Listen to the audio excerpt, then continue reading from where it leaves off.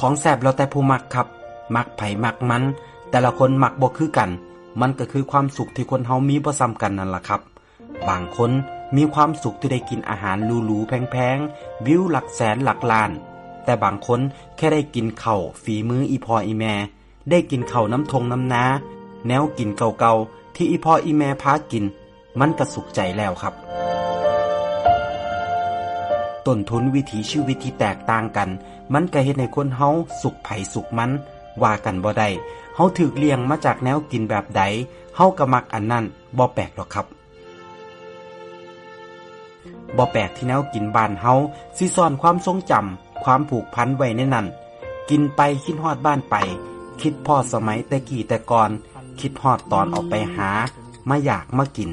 เฮาเคยผูกพันกับแนวกินอันใดไปอยู่ไกลบ่ได้กินคือเก่าเฮาก็อยาก